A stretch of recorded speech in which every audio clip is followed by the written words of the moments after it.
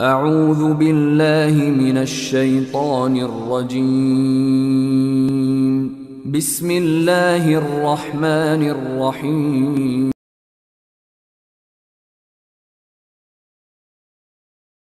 अल्हम्दुलिल्लाह वकफ़ा वस्सलामुन अला इबादिहिल्लज़ीना इस्तफ़ा अम्मा बाद फ़अऊज़ु बिल्लाहि मिनश्शैतानिर्रजीम। बिस्मिल्लाहिर्रहमानिर्रहीम। रब्बि इश्रह ली सदरी वयस्सिर ली अमरी वहलुल उक़दतम मिन लिसानी यफ़क़हू क़ौली। सदक़ल्लाहुल अज़ीम।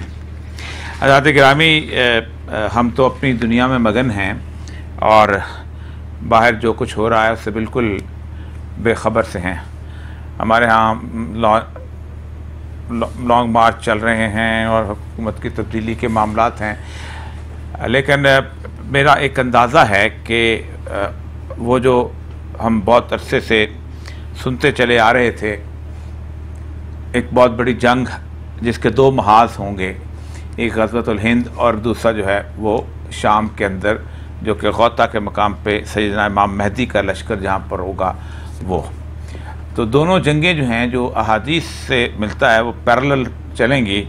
मुझे लगता है उसका कुछ आगाज़ होने वाला है, और क्योंकि ज़ाहिर बात है ये जंग एक वक्त आएगा कि जब वो बहुत बड़ी जंग के अंदर तब्दील हो जाएगी, लेकिन बुनियादी तौर पर ये जंग जो है ये आहिस्ता आहिस्ता चलती चलती कुछ अर्सा चलेगी और इसी के अंदर ये सारा कुछ मामला तय होगा।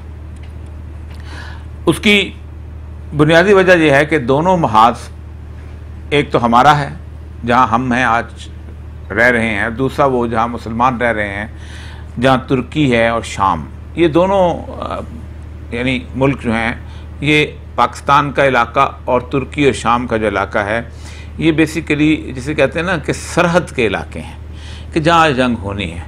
और दूसरी तरफ जो सरहद के इलाके बनते हैं जहाँ से जहाँ सारी जंग होगी, वो इलाके हैं कि जो कि बॉस्फोरस के उस तरफ इलाके आबाद हैं कि जिसके अंदर आप यूक्रेन को ले सकते हैं, क्रीमिया को ले सकते हैं, रूस का इलाका ले सकते हैं और पूरा यूरोप उसको ले सकते हैं।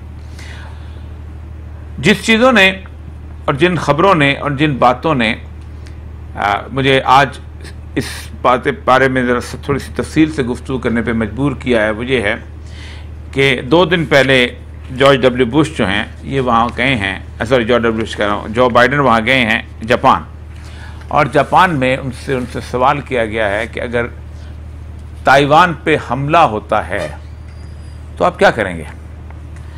तो उसने कहा कि क्या तुम मिलिट्री को इन्वॉल्व करोगे। तो उसने कहा that is the commitment we made, ये हमने वादा किया हुआ है कि हम वहाँ पर फ़ौज भेजेंगे।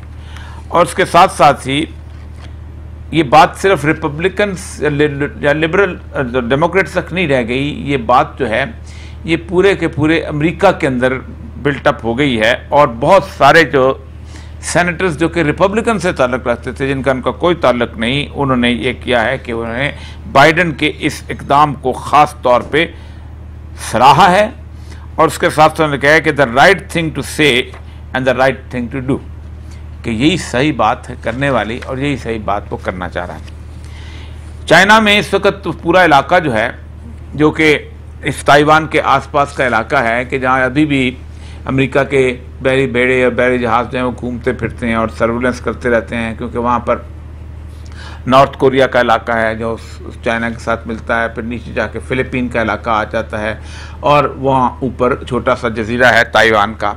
तो उसमें वो जो है वो वहाँ पर उन्होंने एक बाकायदा अपनी कैंपेन शुरू कर दी है और बाकायदा मिलिट्री मोबिलाइजेशन की है, जिसको बाहर के लोग कहते हैं कि वॉर ऑफ द वर्ड्स है, लेकिन वॉर ऑफ द वर्ड्स नज़र नहीं आ रही है। दूसरी तरफ जो यूक्रेन का था उसके बारे में जो महाज है वो इस वक्त गर्म है, और यूक्रेन के बारे में सिचुएशन ये है कि रसूल अकरम सल्लल्लाहु अलैहि वसल्लम ने जो कहा था कि अहले रोम जो हैं ये 80 झंडे लेके वहाँ पर आएंगे और हर झंडे के नीचे 12,000 लश्कर हो गए। तो अब रोम में से कोई इक्का दुक्का ही है जो कि बचता चला आ रहा हो। स्वीडन जैसा मुल्क जिसने नेटो में शमूलियत इख्तियार नहीं की थी उसने कर ली है। आइसलैंड जैसा मुल्क जो कहता था हम तो दूर दराज हैं, हमारे यहाँ बर्फ़ के अलावा होता कुछ नहीं है। फिनलैंड जैसे मुल्क ये भी कहते हैं हमें नेटो के अंदर शामिल कर लो। और नेटो का ये जो महाज बनता चला जा रहा है उसने एक और गर्मजोशी पैदा करती है। फिर इस सारे मामले के अंदर जितना असला वहाँ जमा हो चुका हुआ है उस इलाके के अंदर, उस पूरे सिनेरियो में, उसके अंदर वो मुझे उस किसिंजर की बात याद आ रही है कि उसने कहा था इस दुनिया ने 26 के करीब इतना असला इकट्ठा कर लिया है कि 26 दफ़ा दुनिया तबाह की जा सकती है। तो रसूल अकरम सल्लल्लाहु अलैहि वसल्लम की वो हदीस के एक सोने का पहाड़ बरामद होगा फुरात के किनारे पे, और जिसको वो पहाड़ नज़र आए वो उसमें से कुछ न ले, क्योंकि ऐसी जंग शुरू हो जाएगी कि जिस जंग के बाद अगर किसी आदमी के 100 बच्चे होंगे तो उसमें 99 मर जाएंगे। और उसके साथ साथ एक और भी बड़ी दिल दहला देने वाली हदीस है कि एक परिंदा जो है वो परवास करता जाएगा, और परिंदा उड़ता उड़ता उड़ता किसी साफ जगह पे बैठना पसंद चाहेगा, क्योंकि ज़ाहिर बात है जो नफीस तबा परिंदे होते हैं वो नहीं बैठते, मुर्दार तो आते हैं, मुर्दा उसके गंद के ऊपर ही, लेकिन उसको कहीं पर भी कोई साफ जगह नहीं मिलेगी, बिलाखिर वो गंदगी पे और लाश पे गिरेगा। यानी इतनी लाशें बिखरी हुई होंगी। लेकिन ये तो मामला आखिर में आता है, इसमें कुछ समझ नहीं आती क्या न्यूक्लियर बम यूज़ होगा। मेरा ख्याल यह है कि शायद न्यूक्लियर बम तो ना यूज़ हो, लेकिन केमिकल वेपन हो सकता है कि यूज़ हो जाएं, और अगर दोनों तरफ केमिकल वेपन यूज़ हो गए तो मैंने हलब के अंदर देखी हालत यह है कि आप तड़प तड़प के मरते जाते हैं, वो गैस होती है, वो गैस पूरे इलाके के अंदर फैल जाती है, फिर लाशें बिखरी होती हैं। क्योंकि हदीस का जो मफहूम है वो ये है कि लाश इतनी बिखरी हो कि गिरेगा, लाश पड़ी होगी, तो इसका मतलब यह है कि जब न्यूक्लियर बम चलता है वो तो आग इतनी होती है कि लाश का निशान तक नहीं रहता। तो इस सारी सूरत हाल के अंदर सबसे अहम तरीन इलाका जो था उसके उन्होंने पाकिस्तान में उन्होंने रजीम चेंज कर दी है। अब उनको पाकिस्तान की तरफ से मुतमईन है कम से कम इस मसले में कि अगर चीन जो है वो किसी तौर पर भी उसके यहाँ डिफेंस का मसला होता है तो चीन की जो सप्लाई आनी थी तेल की वो अब पाकिस्तान तो नहीं देगा, हम तो नेटो लाई हैं, तो यहाँ से तो उसको चीन को सप्लाई नहीं मिलती। और चीन की सप्लाई कहाँ से आनी है? नाइजीरिया से आनी है, गल्फ से आनी है, बाकी चीज़ों से आनी है। तो वहाँ पर चीन ने अब इस वक्त जो मैं इस वक्त रिपोर्ट पढ़ रहा था, उन्होंने कहा कि हम सारे का सारी जंग जो है वो उसके हिसाब से रखेंगे, एयर डिफेंस के हिसाब से, और न्यूक्लियर फ्यूल इस्तेमाल करेंगे, लेकिन उसके बावजूद भी उनके यहाँ राशनिंग जो है वो हो जाएगी। ये सूरत हाल बनेगी। दूसरी सूरत हाल ये है कि पाकिस्तान जो है अब इसके लिए चीन जो है वो नो गो एरिया तो नहीं रह गया, लेकिन हैप्पीली गो एरिया भी नहीं रह गया। अब हम उस तरह वो बातें नहीं करेंगे कि जो कि चीन जो है उसके साथ की जा सकती हैं। इसका मतलब यह है कि ये जो बाइडन की ताज़ा तरीन जो उसकी स्टेटमेंट है, और उसके साथ साथ जो चीन की तैयारियां हैं, और उसके साथ साथ बाकी सारे जो मामलात हैं, इससे लगता यह है कि किसी भी वक्त जंग भड़क सकती है। आज से जो लोग 3 साल पहले कहते थे कि यूक्रेन पे कौन है जो हमला कर लेगा, अब मजाक उड़ाया जाता था कि क्या दूर पड़ के मार रहे हो, जंग का ज़माना ही गुजर चुका है, न्यूक्लियर वॉर शुरू हो जाएगी। तो हम ये कहते थे कि बुनियादी तौर पर अमेरिका जो है वो चाहता ये है कि किसी न किसी तरीके से यूरोप जो है उस जंग के अंदर इन्वॉल्व हो, ताकि अमेरिका का मिलिट्री इंडस्ट्रियल कॉम्प्लेक्स जो चले, और वो अब यूरोप इन्वॉल्व हो चुका हुआ है। क्योंकि यूरोप का मसला यह है कि यूरोप के लिए सबसे बड़ा अहम तरीन मामला यह है कि वो अपनी अपनी अपनी एग्जिस्टेंस का मसला है। दूसरी अहम तरीन चीज़ जो है वो ये है, वो भी रसूलुल्लाह सल्लल्लाहु अलैहि वसल्लम की बशारतों के अंदर है कि आप अपने एक साल का राशन इकट्ठा कर लो और किसी दूर जगह चले जाओ, ताकि जहाँ तुम्हें लोग भूख के मारे तुम्हें हमला ना हो, और तुम्हारा बेहतरीन ज़ख़ीरा ये होगा कि तुम बकरियाँ ले जाओ। प्रेडिक्शन ये की जा रही है कि 40% गंदम जो है वो यूक्रेन और रूस से पैदा होती थी। तो सबसे पहले इस सूरत हाल है कि जब 40% गल्ला आपके पास नहीं होगा तो आप करेंगे क्या? तो सबसे अहम तरीन जो मुल्क सबसे ज़्यादा मुतासर होने वाले हैं वो कौन से हैं? वो हैं अफ्रीका के मुल्क। अफ्रीका के मुल्क मुतासर होंगे तो अफ्रीका से एक जब कोई चीज़ मुतासर होते हैं तो फिर वो माइग्रेशन शुरू होती है, वो पुश बैक फैक्ट, वो वहाँ नहीं रहेंगे। परिंदे को जब भूख लगती है तो जहाँ भी उसको मिलता है उसको पता होता है कि सामने फायर होना है, लेकिन खाता है कि भूख में या ज़िंदगी अजीज़ नहीं या सारा कुछ। अब ऐसी सूरत हाल के अंदर पाकिस्तान, श्रीलंका, बांग्लादेश, कल बांग्लादेश के बारे में रिपोर्ट आ चुकी है कि बांग्लादेश जो है अगले 2 हफ्तों के अंदर बिल्कुल उसी हालत में जाने वाला है जैसे श्रीलंका था।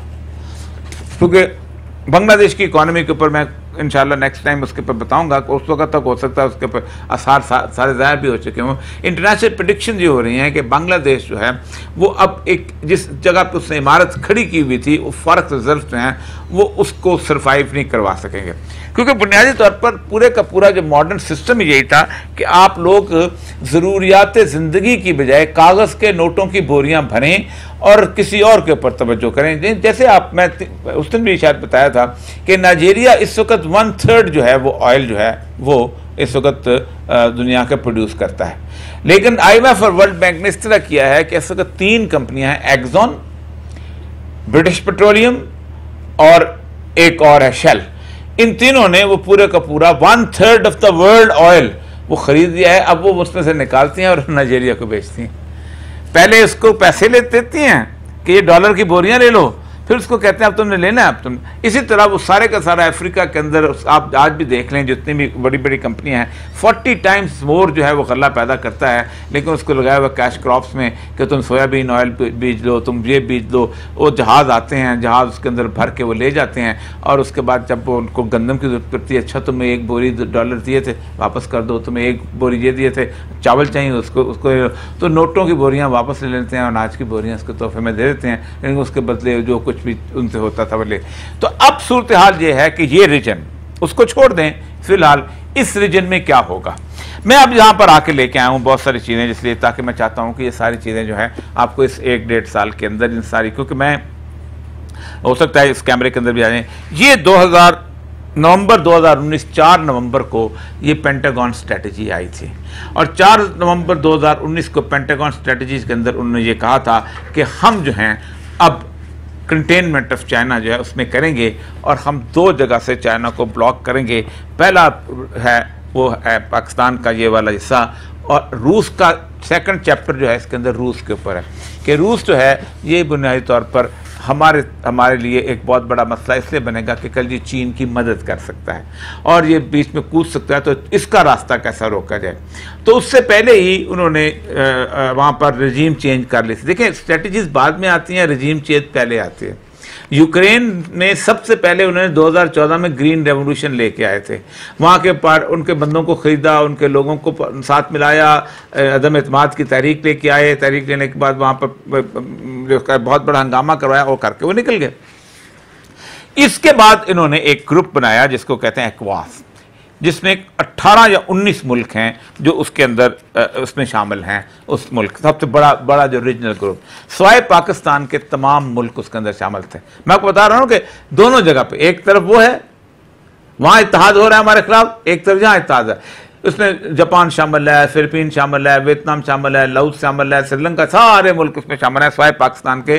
और उन्होंने कहा है कि ये मुल्क जो है ये बहुत बड़ा एक रीजनल इत्तेहाद बनाएंगे, और उसके अंदर उन्होंने कोर इत्तेहाद का मुल्क बनाया जिसको क्वेट कहते हैं। ये 4 मुल्कों पे मुश्तमिल था इत्तेहाद, और उन 4 मुल्कों ने इसको में थे जापान, ऑस्ट्रेलिया, इंडिया और अमेरिका। अब इस क्वेट के तहत उन्होंने इस पूरी की पूरी स्ट्रेटजी के तहत ये जो उन्होंने क्या कि strategic posture of China and India, ये रिपोर्ट आई कि कहाँ कहाँ चीन और इंडिया के साथ हम आपस में लड़ सकते हैं, कहाँ कहाँ ये सारे के सारे वो मैप्स हैं, वो जगह हैं, वो सैटेलाइट मैप्स, ये उनकी रिपोर्ट्स थी। और उन्होंने कहा कि तुम ऐसा करो कि लद्दाख में तुम चीन को जाके टकरो, क्योंकि चीन जो है वो कोई ऐसी वो जगह नहीं, वहाँ पर जाके अपनी बुनियाद तौर पे अपनी जाके हेजेमनी साबित करने को जो खाली जगह है, चीन ने क्या करना है, तुम चले जाओ। लद्दाख बुनियादी तौर पर कभी भी एक जिसे कहते हैं कि एक नॉर्मल लाइन नहीं रही कंट्रोल की। रणजीत सिंह ने जिस वक्त कश्मीर पे फतह किया था तो ये कश्मीर का हिस्सा था, और कश्मीरी समझते थे कि ये हमारा इलाका है। गिलगित बल्तिस्तान के इलाके के लोग जो चंद लोकल जो राजा थे, जैसे बल्तत का राजा था, इल्तत का राजा था और शिगर का राजा था, ये जब सैयद अली हमदानी वहाँ पर आए हैं तो उन्होंने मुसलमान किया था। तो लद्दाख वाले लोग जो बुद्ध हो गए थे, और वो जो बुद्ध भागते थे जुल्म से वहाँ चले जाते थे। तो जब अंग्रेज़ों ने 1849 में रणजीत सिंह से कब्जा किया तो उन्होंने कहा कि ये तो हमारी लाइन है, हम जरा देखें। तो एक मैकमोहन, एक कैप्टन साहब थे, वो वहाँ चले गए और उन्होंने देखा कि बहुत सारी मसला है, तो उन्होंने एक नक्शा बिछाया जो कि उस वक्त बनाया गया था, उस नक्शे के ऊपर एक लाइन लगा दी, मैकमोहन लाइन।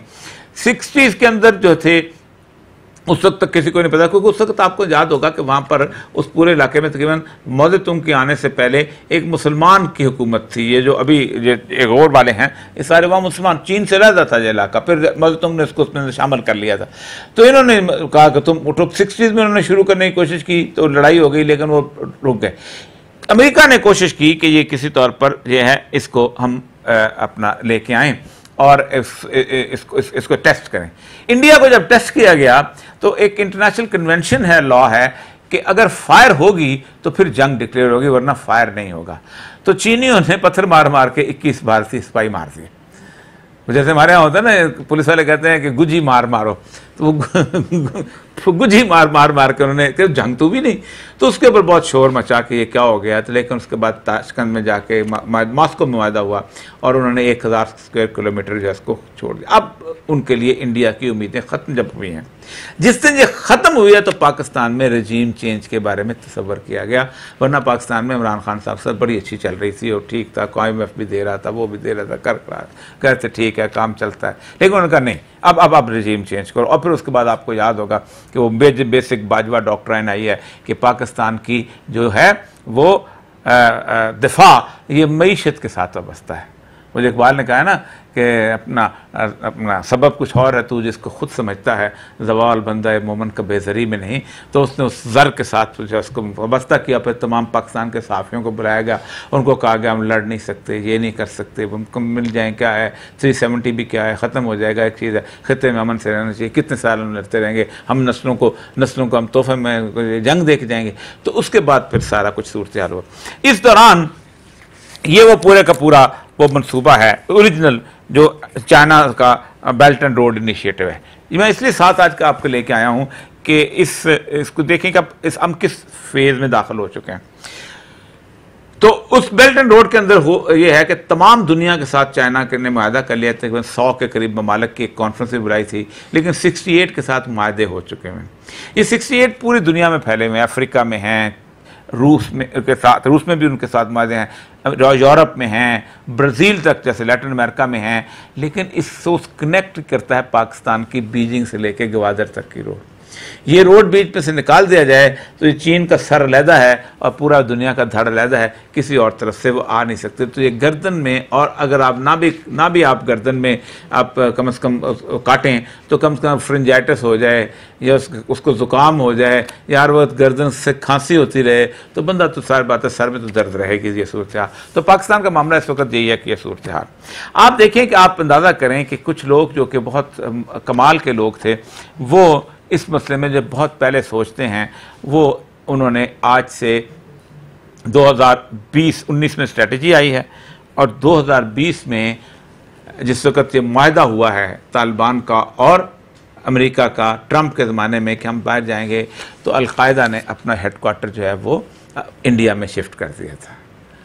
उनको पता था कि जंग कहाँ होनी है, क्योंकि अलकायदा का जो नवाए अफ़गान जहाद निकलता था वो ख़त्म हो गया और उन्हें अब उनका जो रसाला निकलता है वो है नवाए ग़ज़वतुल हिंद। आपको याद होगा कि हम जिस बंदे का नाम ज़ाकिर मूसा का बड़ा नाम लेते हैं वो अलकायदा का हेड था कश्मीर के अंदर। जिस बुरहानुद्दीन वानी की हम बहुत पत्र करते हैं वो अलकायदा का मेंबर था। लेकिन चूंकि हम अब देखिए पाकिस्तान की अजीब व गरीब हम लोग हैं कि पूरी दुनिया ने हमें गालियां दी कि तुम्हारे यहाँ अलकायदा है और तुम उसके साथ ये हो, तुम दहशतगर्द हो। आज इंडिया में अलकायदा का हेडक्वार्टर है और ये मेरी नहीं, ये वुडरो विल्सन सेंटर की मैं रिपोर्ट आपके सामने रख रहा हूँ। और वो हम नहीं कहते कि यार तुम्हारे यहाँ दहशतगर्दी संभालो। और उन्होंने आसाम में हेडक्वार्टर रखा क्योंकि रोहिंग्या सबसे ज़्यादा मजलूम ममालिक के लोग थे, तो उनको अब रोहिंग्या को भी डिस्टर्ब करने का बुनियादी मसला यह था कि उस इलाके से चाइना ने एक रोड निकाला था वहाँ पर बाहर आने के लिए, जो कि थाईलैंड और फिर उसके बाद सिंगापुर को जाता था, ताकि वो निकाले। वहाँ पर भी मुसलमानों को ख़ास तौर पर डिस्टर्ब किया गया था कि चीन याद। ये है इस वक्त की सूरत हाल। अब इस वक्त की सूरत हाल में हमारे यहाँ एक मिसकॉन्सेप्ट है कि ग़ज़वा हिंद होगा कैसे, लड़ेगा कौन, मुजाहिदीन कौन है? हमारे लोगों ने बड़ी मूँछों पे ताव दी हुई हैं, सारी ज़िंदगी ग़ुलामी की अंग्रेज़ की, फिर उसके बाद ग़ुलामी की जमहूरी हुक्मरानों की, फिर उसके बाद कहा नवाज़ शरीफ कदम बढ़ाओ हम तुम्हारे साथ हैं, फिर कहा जवाहर हक हमारे साथ है, फिर हमने कहा कि नहीं पाकिस्तान की फ़ौज में अगर हम जर्नैल हो जाएंगे तो हम ग़ज़वा हिंद लड़ेंगे। ये हमने ख़ास तौर पर एक मिथ क्रिएट की हुई। मैं आज वो सारी हदीस आपके सामने रखना चाहता हूँ कि ग़ज़वा हिंद लड़ेगा कौन, फ़ौज भेजेगा कौन, फ़ौज आएगी कहाँ से, और अल्लाह ताला के कितने खुशनसीब लोग होंगे अगर हमें भी उस फ़ौज के साथ मिल के हमें उसके अंदर हिस्सा लेने का मौका मिल जाए। तो बहरहाल एक बात तय है कि सरज़मीन, इसमें सबसे पहली बात यह है, पहले तो मैं आपके हिस्से की इस हदीस में लेके आया हूँ, रसूलुल्लाह सल्लल्लाहु अलैहि वसल्लम की सबसे बड़ी हदीस जो आज जिसका कोई इनकार नहीं कर सकता, ये कर्तबी ने अपने उसमें लिखी है, और ये हदीस बड़ी हज़ीफ़ा बिन यमान की हदीस है कि बैज़ाल ख़राब फ़ी अतराफ़िल अर्ज़, दुनिया के चारों तरफ ख़राबी पैदा हो जाएगी, जंग हत्ता तख़रबुल मिस्र, उस वक़्त तक नहीं होगी जब मिस्र ख़राब नहीं होगा। तो 2011 में क्या हुआ था? सबसे पहले मिस्र, 1400 साल पहले, क्या 25 साल पहले मैं गामदी साहब को हदीस सुनाता तो कहते ओ यार तुम लोग कैसे जंगा नहीं पाए, क्या करते तो बकवास करते रहते। मिस्र आमदा मिन ख़राब हत्ता तख़रबुल बसरा, मिस्र से बसरा, बसरा कब ख़राब हुआ है? जब इराक़ में अमरीकी आए, पूरी गाइडलाइन रसूल एक एक चीज़, व ख़राब अलबसरत मिन इराक़ व ख़राब मिन दिफ़ाफ़िल नील व ख़राब मक्का मिन हबशा व ख़राब मदीना मिन जू व ख़राब यमन मिन जरात। अल्लाह, यमन में कहत से खराबी पैदा होगी। अल्लाह अकबर, सद्दक़्त या रसूल अल्लाह, सद्दक़्त या रसूल अल्लाह। ख़राब अल फ़ारिस अल सआलीक व ख़राब तर्क मिन दन व ख़राब दैन मिन अरमन व ख़राब अरमन मिन ख़ज़ व ख़राब ख़ज़र मिन तर्क व ख़राब तर्क मिन सवाइक व ख़राब सिंध मिन हिज। रसूलुल्लाह ज़माना का नक्शा उठा लें,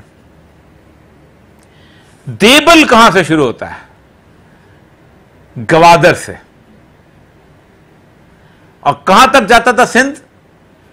अटक के पुल तक, अटक से खुरासान शुरू हो जाता था। किसकी कुट लगनी है? किसको सजा मिलनी है? ये जूते किसके पड़ने हैं? इसके। हमें इसलिए जूते पड़ने हैं कि हमने वादा खिलाफी, हमारा बनी इसराइल वाला हाल है। अल्लाह ताला कहता है हमने तुम्हें इतनी शानदार किस्म की, हमें तो गुलामी से निजात दिलाया और तुम समझते हो कि तो अल्लाह तुम्हें देख ही रहा।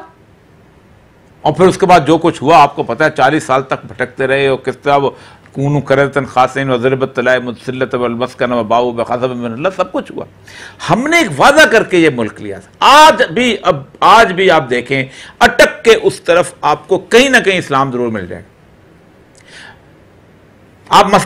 मैं बचपन में यहां जाता था, अगर कभी मेरे वालिद ने कहा उसको ड्राइवर को, यार नमाज के लिए गाड़ी रोको, तो कहता यार करो पढ़ के चलाया करो ना। आज भी आप रोकवा के दिखवाएं, लेकिन वहां ड्राइवर पहले रोकता है। मस्त आप सोच सकते हैं, वो कहता है, पठान कहता है कि तासंग पख्ताना दी मंज न की, तुम कैसा पठान है कि नमाज नहीं पढ़ता, तुम कैसा खराबियां अपनी जगह, खराबियों को छोड़ें अपनी जगह, जो कुछ भी है। आज भी सवात आखिरी वो जगह थी जहां पर शरीयत नाफज थी, शरीय कवानीन नाफज थे, जिसको आकर अयूब खान ने फिर ख़त्म किया। कलात आखिरी थी जिसमें दस्तूरुल अमल दीवानी जाए तो शरीयत नाफज थे, शरीय कवानीन नाफज थे, और वह चलते।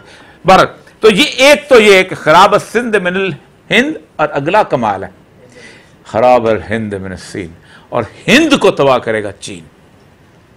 किसी ने सोचा था कभी कि चीनी जो है हिंद के साथ लड़ाई करेंगे? चीनी जो है हिंद के, आज पहली लड़ाई तो हो, पहली तो चलो बासठ को, अभी तो हो गई ना। और अब वो कहते हैं कि हमारी पूरी ये पेंटागन स्ट्रेटेजी कहते हैं कि हमारी जो फिजिकल अपरेटस है वो सारे का सारा जो है वो यहां से आएगा, क्योंकि हम समुद्र से नहीं, कहां से दाखिल होंगे?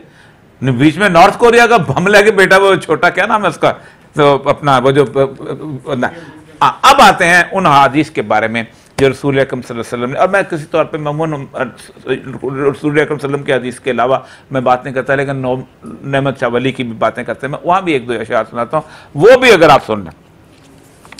आप देखें 18 हदीसें हैं और देखिए जो लोग कहते हैं ना कि घड़ी गई हैं, वही उस वक्त किसको पता था हिंद में आएगा, लड़ाई होगी। हालत ये थी कि सैयदना उमर रज़ियल्लाहु ताला अन्हु ने जिस वक्त अपना लश्कर भेजा है तो उन्होंने पूछा कि लोग कैसे हैं, उन्होंने कहा नहीं, उन्होंने कहा वापस आ जाओ, कोई ज़रूरत नहीं हमें, क्योंकि किसी को अंदाज़ा नहीं था कि सैयदुल अंबिया सल्लल्लाहु अलैहि वसल्लम के ज़माने में कि ये सूरत हाल। अब मैं इसने मैर सिद्दीकी साहब ने इनको बहुत अच्छे तरीके से इकट्ठा कर लिया है। अब मैं इनकी हदीस को एक एक करके आपके सामने, और ये हदीसें बहुत बड़ी बड़ी, जिसे कहते हैं, सबसे पहले तो मसनद अहमद बिन हम्बल की सनन नसाई की ले लेते। रसूलुल्लाह ने हमसे हिज़्व हिंद का वादा फरमाया, पस अगर मैंने इस क़स्बा को पा लिया तो मैं इसमें अपनी जान और अपना माल खर्च करूँगा, अगर मुझे कत्ल कर दिया जाए तो मैं इसमें सबसे ज़्यादा फजीलत वाले शहदा में से हूँगा, अगर मैं लौट आऊँगा तो मैं आज़ाद किया हुआ अबू हुरैरा हूँगा। सनन नसाई की हदीस है एक जगह, फिर उसके बाद दोबारा इस सियासता में आती है सनन नसाई जो, और इसकी तमाम रावी जो हैं हसन हैं, क्योंकि इसमें हज़रत सुबान की रवायत भी शामिल है। फिर उसके बाद यही हदीस जो है फिर दोबारा एक और तरीके से जो है हज़रत अबू हुरैरा से रावी है। फिर हज़रत सुबान से एक और है कि मेरी उम्मत दो ग्रोह ऐसे हैं जिन्हें अल्लाह ने जहन्नम की आग से महफूज किया, एक वो ग्रोह जो हिंद पर हमला करेगा और दूसरा वो ग्रोह जो हज़रत ईसा इब्न मरियम के साथ होगा। फिर उसके बाद मसनद अहमद बिन हम्बल ने इसी रवायत को सैयदना अहमद बिन हम्बल ने, उन्होंने इमाम अबू हुरैरा से हदसना हशीम बिन अन सय्यार अन जबर बिन उबैदा अन अबू हुरैरा, मैं वो सारी लिस्ट देता हूँ क्योंकि हमारे यहाँ लोग काफ़ी ज़्यादा इतराज़ करते हैं जी वो तुम तस्वीर नहीं बताते। फिर हदसना यहया बिन साख हदसना बड़ा बिन अन अल हसन नबी हुरैरा काला हदसनी खलीली सादिक रसूलुल्लाह, मेरी उम्मत में एक लश्कर को सिंध और हिंद की तरफ भेजा जाएगा, अगर मैंने उसको पाया और मैं उसमें शहीद हो गया तो मेरी उम्मत में एक लश्कर को सिंध और हिंद की तरफ भेजा जाएगा, इधर से गुजर के जाएंगे। वहाँ लश्कर कहाँ से आएगा, यहाँ से नहीं जाएगा, कहीं और से आएगा। एक ये भी तय कर लें, ठीक है। नबी के ने आज़ाद करदा गुलाम हज़रत सुबान से मरवी है कि मेरी उम्मत में दो ग्रोह जिनको अल्लाह ताला, ये फिर मसला बेहकी की जो हदीस है उसके भी रावी जो हैं हज़रत अबू हुरैरा हैं, उसमें भी वही वाली फजीलत वाली बात है। फिर उसके बाद जो असल हदीस मैं आपको सुनाना चाहता हूँ और वो है, ये भी सारी सारी उसी तरह 18 मजमा ज़वाइद की हदीस है, तारीख़ अल कबीर की हदीस है कि मेरी उम्मत में दो एक हज़रत ईसा के जिस वक़्त वो लौटेंगे तो ईसा इब्न मरियम को अपने दरमियान पाएंगे। ये जो है उसके जो है नईम बिन हम्माद की उसकी हदीस के अंदर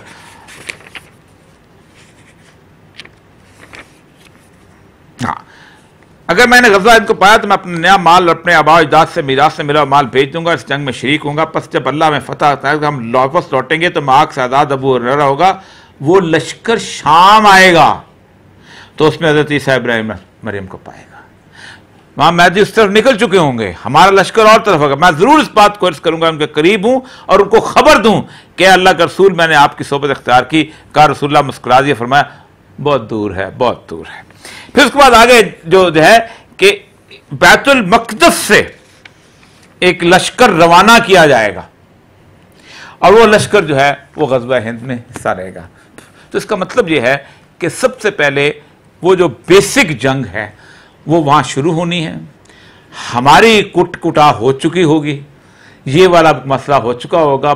फिर जो लश्कर जो आएगा वो फिर उसके अंदर हमें भी अल्लाह ताला तौफीक देगा, वो सिंध में भी आएगा और सिंध सब।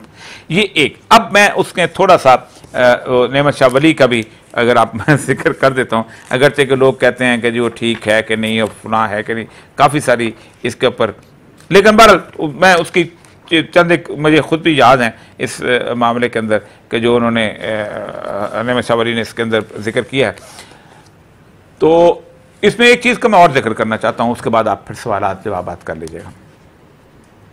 आज से कुछ अर्सा पहले मुझे एक साहब मिले, तो उन साहब ने, उनके वालिद इल्मुल आदात के बहुत बड़े माहिर थे और उन्होंने मुख्तलिफ़ किस्म की चीज़ें जो थीं वो लोगों को बताते थे, लेकिन चिट्टे पढ़ते और कुरान की आयत से करते थे। और वो ख़ुद जो थे वो बहुत बड़े अरबी के प्रोफेसर हैं, उन्होंने एक किताब भी लिखी। उसके बाद उन्होंने एक कहा गया कि तुम एक किताब मुरत्तब करो रूहानी लेवल पे, और ये किताब उन्होंने मुरत्तब की फिर उसके बाद उन्होंने इस किताब को मुरतब करने के बाद जब छापने का वक्त आया तो उनको मना कर दिया गया और कहा गया कि इस फ़कीर को ये किताब दे आओ ताकि ये इसको महफूज रखे वक्त आने पे इसको। इसमें कुछ चीज़ें जो उस वक्त थोड़ा सा उसमें है, उस वजह से मैं जो है अंदाज़ा, ये बेसिकली इल्मुल अदात के बारे में इस हदीस से उन्होंने बात शुरू की है। टुकड़ों में तकसीम हो जाएगा वो ख़राब सिंध में, ठीक है। और ये लश्कर हिंदुस्तान में दज्जाल की आमद तक क़याम करेगा, ठीक। अल्लाह इसको लश्कर को माफ़ कर। इसी के अंदर वो, तो इसके अंदर उन्होंने मुख्तलिफ तरतीब लिखी है। तो जो उन्होंने टाइम बताया था वो टाइम जो है वो टाइम उन्होंने बेसिकली मेरा अंदाज़, मैं उसके ज़ाहिर बात है अमीन हूँ, मैं इस बात को खोल नहीं सकता हूँ, लेकिन मेरा अंदाज़ा है कोई इतना दूर नहीं है। तो उनका भी यही अंदाज़ा था, मैंने भी यही अंदाज़ा है, लेकिन उनको तो कोई अल्लाह ताला ने ख़ास तौर पे इल्म दिया हुआ था, इस वजह से उन्होंने ये बात की। अब ये जो इसी तरह के इल्म की बुनियाद के ऊपर जो उन्होंने बताई है नेमत शाह वली की हदीस, जो सॉरी उसमें ये है कि जंग जो होनी है ग़ज़वा हिंद की, वो यहाँ नहीं होनी, अटक पे होनी है। और अटक का जो दरिया है वो 3 दफ़ा खून से तर होके बहेगा, 3 दफ़ा। और वो इसका मतलब ये है कि अगर वो चलते चलते अटक तक आएंगे तो फिर इसमें ये लिखते हैं कि मुख्तलिफ चित्ता नांगा पर्वत बासीर मुल्क गिलगत पस मुल्क हाय तिब्बत कीरत जंग याना बादस शोरस तर मुल्क हिंद पैदा फितना फसाद बरपा दर अरहन मशरकाना। इसके अंदर वो फिर आगे वो कहते हैं माह मुहर्रम आयत चूतेगे मुसलमाना, माह मुहर्रम में ये काम शुरू हो जाएगा और ख़ास आमद जब आ जाएंगे और उस्मान अरब फ़ारस हम मोमनान औसत अज जज्बा आयनत आइंदा अलबाना आराब नीज आइंद अस्को दश्त हामू सैलाब आतशी शुद हर तरफ रवाना यकजा शवद उस्मा हम चीनियान उर्ना फतह कुरंद ईना कुल हिंद गाजियाना। ये सारे के लोग अरब से फ़ारस से इधर से लोग उठ के आएंगे और फिर वो कहते हैं कि लाहौर फ़तह होगा तो अजमेर फ़तह होगा तो दिल्ली फ़तह होगा तो ये सब कुछ फ़तह होगा। तो ये बुनियादी तौर पर करने की बात थी कि इस चीज़ के लिए तैयार रहें। अल्लाह ताला हमें पहचान दे उस लश्कर की। हालात बहुत नज़दीक हैं।